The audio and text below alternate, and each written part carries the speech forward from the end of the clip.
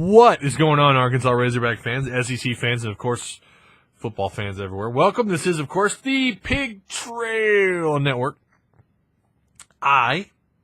This guy right here, I am Tyzel83.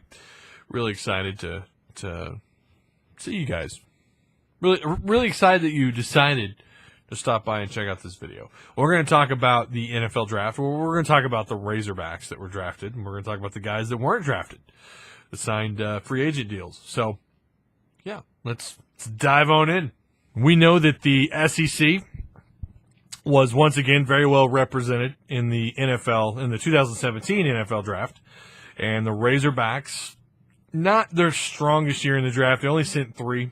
I think last year they had, 4 or 5, year before that, something similar.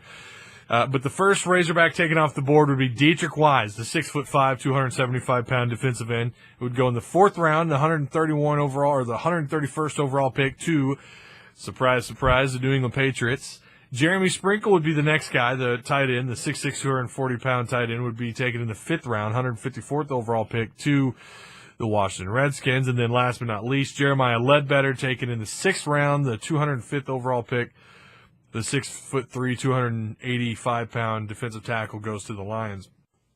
Sorry, I'm trying to keep my hair contained here under my beanie. It's just trying to go everywhere. I've already been hit up on Twitter, in the Twitter DMs. Is there anyone that surprised you that wasn't drafted, especially when you consider how many Razorbacks were invited to the NFL Combine workouts? I kind of thought both the Razorback receivers would have a shot at the draft. You know, am I surprised that Drew Morgan and Keon Hatcher didn't get drafted? No, but at the same time, I did kind of think that, you know, maybe there'd be possibility of them getting drafted somewhere between the 5th and 7th rounds. Obviously, they didn't have as high value as some people thought. My dad really shocked that Drew Morgan wasn't drafted. He's a pretty big Drew Morgan fan.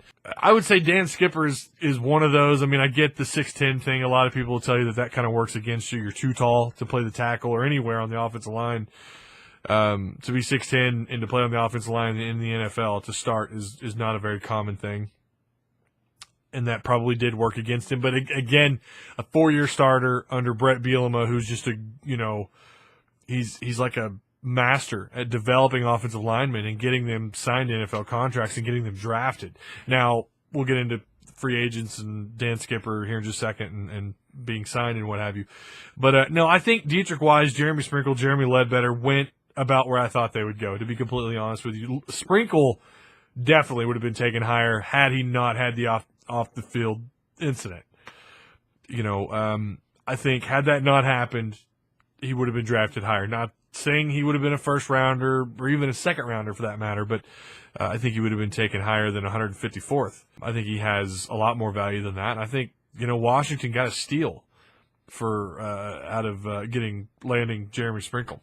Let's talk about the free agents really quick, the guys who didn't get drafted but did have so far signed with teams. In no particular order, Drew Morgan goes to the Miami Dolphins. Keon Hatcher would end up with the Raiders. Cody Hollister, a guy who was I thought was poised to break out his last year at Arkansas. Didn't have a great year, but he has signed a UDFA deal with the New England Patriots. Dan Skipper going to the Cowboys. So he did sign a free agent deal with the Cowboys. DJ Dean, another player going to the Patriots. And Jared Collins would sign a free agent deal with my LA Rams. Yep, I'm a Ram fan, if you didn't already know. Toby Baker, punter, is going to go to the New York Jets minicamp for a tryout for a spot, hopefully to make the Jets special team squad. Do I think any of these guys have a shot at sticking their positions and where they're at and maybe finding their way onto the field one way or another their rookie year? Maybe. Keon Hatcher and Drew Morgan, I think, have a shot. But to ask me, how do they look long term? I have no idea. I have no idea how any of these players will turn out. I did not think that Trey Flowers would have the Super Bowl that he did, and he's poised to have a pretty promising career with the Patriots.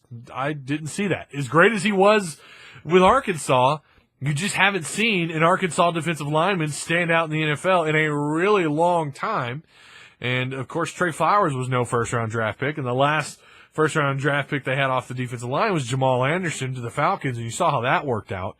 So I just had no reason to believe that Trey Flowers would work out the way that he did, especially when Jake Beckett, who I thought the world of, didn't make it. They tried him at tight end at New England. That ought to tell you plenty. So I didn't think that Trey would have the kind of success that he's had at New England. So way to go, Trey. So obviously anything could happen. Just because these guys weren't signed or drafted, doesn't mean anything. They could end up being badasses. I mean, one way or another, look at Denver Kirkland, a guy that didn't get drafted. He found his way onto the field.